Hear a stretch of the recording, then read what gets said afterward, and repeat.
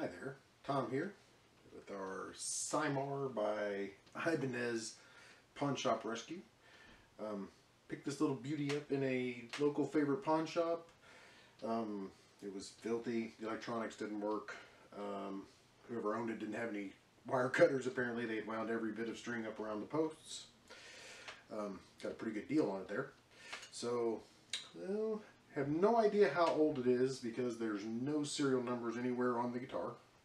I'm assuming it was made in China in the late 90s or early 2000s. It's made with Resoncast construction, which is a little unusual. It's a Strat style guitar with two single coil pickups and a humbucker on the bridge. Only a volume and single tone knob instead of two tone knobs like a normal Strat. A 5-way pickup switch. Whammy bar, it's pretty good quality actually, pretty heavy duty saddles. A maple neck with a 15-inch radius, one of the flattest necks I've ever seen. And came with some really terrible tuning pegs that wouldn't stay in tune at all. And I guess from there, let's see what you got to do to bring this thing up to snuff. Okay, let's begin disassembly. Start by removing the string trees. I usually soak this stuff in CLP. It's a wonderful lubricant that was invented for M16s to not rust in the jungle. Picks rust off almost anything. And we'll take off these terrible tuning pegs.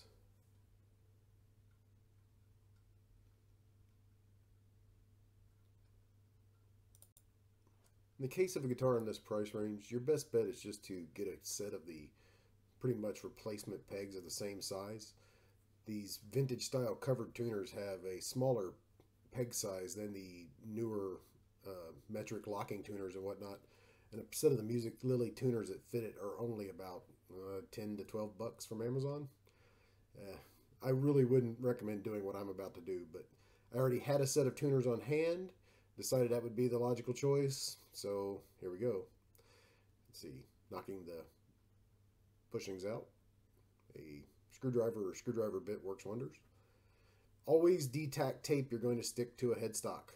I've seen rosewood lifted completely out of the face of the fretboard from not D-tacking a piece of masking tape. It's way stickier than you think, and finishes on guitars are thin and pretty easily ruined. Now here, do not do this. Using twist bits on a guitar is a big no-no. You will probably chip one of the surfaces, the face or the back of the headstock. I did. I would say if you're ever going to do this, use a unibit or get a reamer or pay somebody to do it. Or in the best case, just get the replacement tuners. They're 10 or 12 bucks. So here we are reaming them the rest of the way out. Okay. Making sure that the hole is opened up completely, so the base of the new tuners will fit. Carefully remove the tape. Notice the chips. Yeah. Well, that's what happens. That's why you should use a unibit or a reamer. Take a piece of coarse sandpaper, roll it up, and deburr the edges of the holes so that you know you don't have to fight with any of the extra wood chips. Okay, here we are installing the Wilkinson's tuners. They're not actually locking tuners, they're easy lock tuners, which is kind of a misnomer. It means they have two holes in the post. But here you go, install the washer and the collar nuts. And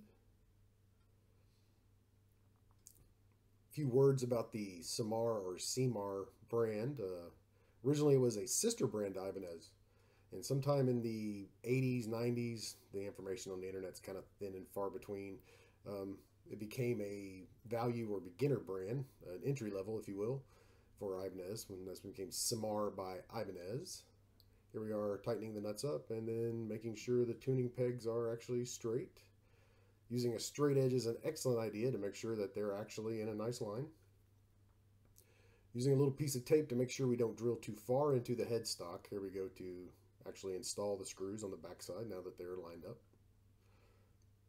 And when you tighten the nuts on the face, don't over tighten. You're only getting them tight enough to kind of hold it in place while you actually get the holes ready for the screws. And there we are installing the new screws.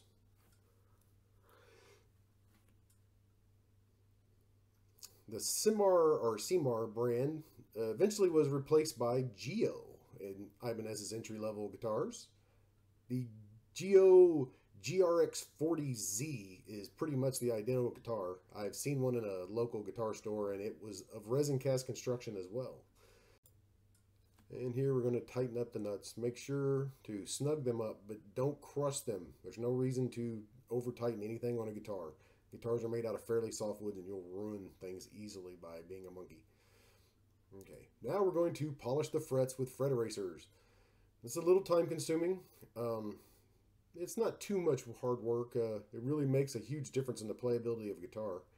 If you don't play guitar much, it's a good idea every time you change the strings, but most people wouldn't go to this much trouble, I have to admit. So you put the tape on, make sure it's up against the edge of the fret closely, and then run the fret eraser back and forth over the fret, cleaning the corrosion off.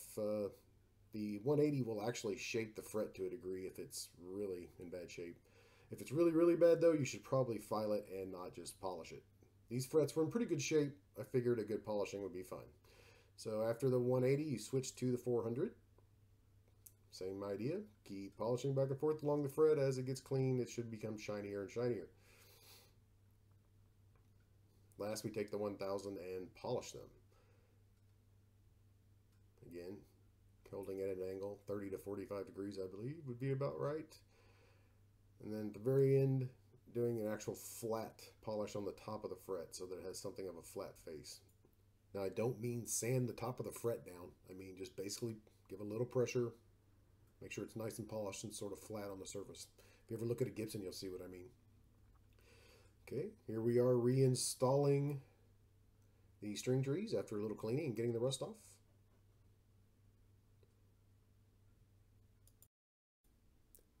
Moving on to the body, we'll take off the strap locks or strap pins. They didn't have any felt under them. And then proceed to starting to disassemble the electronics. Now we'll remove the pickguard screws. The electronics being in the pickguard is a very handy feature of the Stratocaster style guitar. So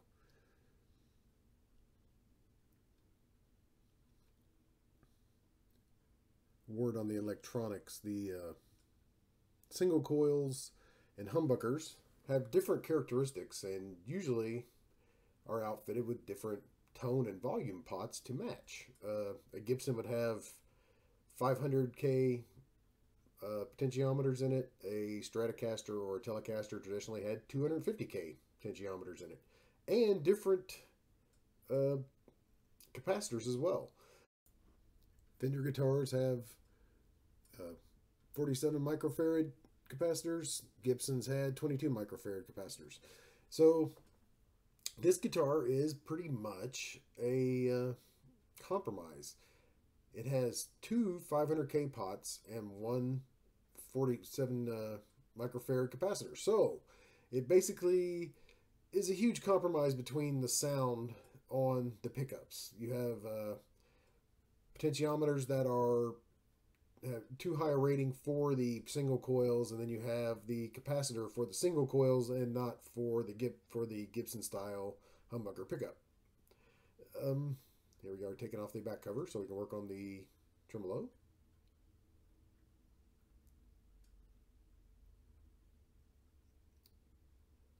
And someone had tightened the tremolo claw all the way down to the face. I loosened it up a hair to help get the springs out and also to reset it because it was definitely too low. Then we'll take the 6 screws out of the face of the tremolo. Again, the tremolo is not terrible. The weight on the bottom is fairly light. The saddles are pretty nice though. They're pretty heavy construction, but I did have to put them nearly all the way to the bottom once I had to try to adjust the action putting the guitar back together. So we'll see how that goes in the long run. There we go. And then here we're going to polish the guitar up a little bit, There's a lot of things you could use for this. I've been using Mother's products for years. Meguiar's has a product, I believe it's number 9 swirl remover that works really well. Scratch out I've seen recommended by different luthiers. Basically, you don't have to have a buffer to do this. I just happen to have a buffer. You could polish it by hand while watching YouTube videos. It would take a while, but hey, you'll get a nice consistency. After we finish the number 1 polish, I move to the number 2 and finally use their wax as a sealer, the number 3. Okay, moving on to the Pickguard. Let's pull the knobs and whatnot off and get the sucker semi-disassembled.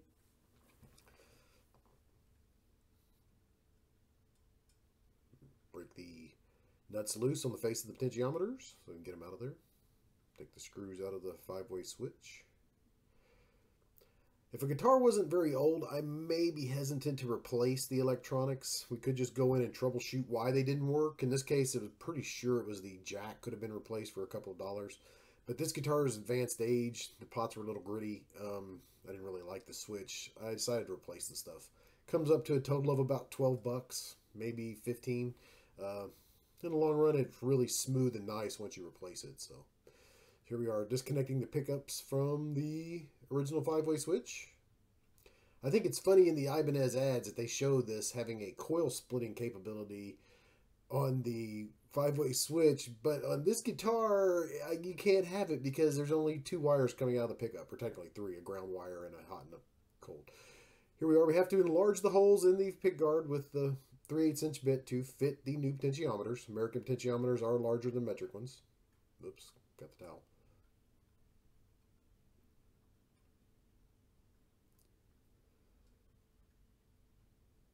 And install the new CTS pots. I went ahead and used 500s like the guitar came with. I was interested in what the tone would be like from the factory.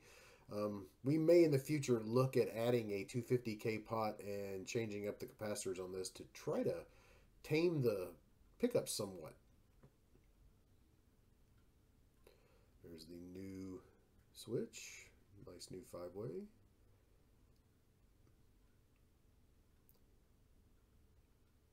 I did clean the pickguard with some plastic cleaner. It was kind of dingy and aged. The pickups came pretty clean. The pickguard, as you can see, is a little yellowed, but not too bad. Here we are getting ready to wire the stuff up. I'm using pretty much the stock wiring schematic. Like I said, I wanted to get an idea of what the factory sound of the guitar was like, and then we can go from there later. Here we are soldering the stuff up. Be sure to do it in a well-ventilated area. Solder flux is your friend. Do not heat capacitors or pots too long. It's really bad for them. Same for switches. Try to keep the heat to a minimum. Move quickly if at all possible, but don't take the heat off too quickly, or you could end up with a cold solder joint, which is almost as bad as if you overheat the thing you're doing in the first place.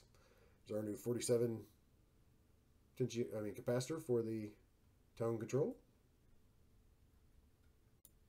I see a lot of videos where people are replacing pickups and other gear on guitars when it may not need to be replaced. Like in this instance, the 47 cap is definitely for single coils, but on the 500K pots is going to be a little dark for them and a little bright for the humbucker. So, like I said, in the future, we may try wiring up a 250 pot for the single coils, put the 47K pot on, cap on them, and put a 22 on here to try to tame the brightness of the humbucker, because it is very bright on this guitar. Next, we reinstall the tremolo. Put the screws in. Don't over tighten. It'd be very easy to strip them out on this guitar. Also, afterwards, I flipped it over and replaced the tremolo springs and set it to what seemed like a good adjustment. A lot of people will set something like this to float and then take the block out and then adjust it from there, but I just set it flat. It seemed like it would work the best like that. A little bit of tension on the strings. Okay, soldered the ground wire from the bridge to the pot on the back of this, and then went to install the pickguard. Replaced some of the screws. They were a little rusty, but you soak them in CLP, you may not need to. Again, the handy thing with the Stratocaster style guitar, the removable pickguard and installation's quick and easy. Lets you make changes to the electronics quickly. You can just pull it off and change things and move on.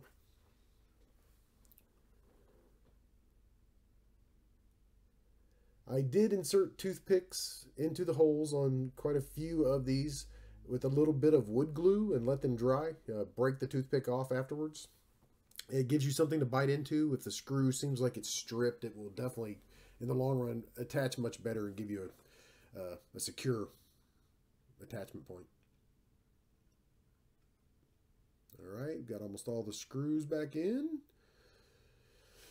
So we will need to solder on the new Switchcraft Jack that I have been pre-installed in the Stratocaster style jack boat, as they call them.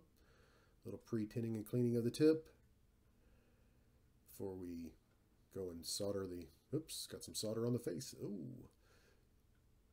Okay, a little quick heat. Like I said, don't overheat parts if you can avoid it. And don't use soldering guns to solder this kind of electronics. They're much too hot and your control over the heat isn't very good. I've heard people say to use them. I really don't recommend it. Here we've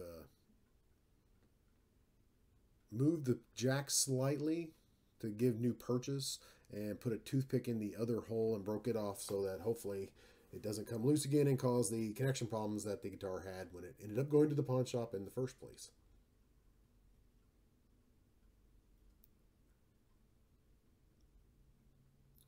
Okay, next we will adjust the truss rod. Here you check your neck relief. Place a finger on the guitar at the body joint. Also capo the first fret or hold it with your other hand and then stretch and try to tap the string somewhere between the 9th and 7th frets. You shouldn't have a huge gap. It should be small. I don't have a measurement handy, but it's very tight. You want just a slight tap. You don't want a big gap when you're going to do it.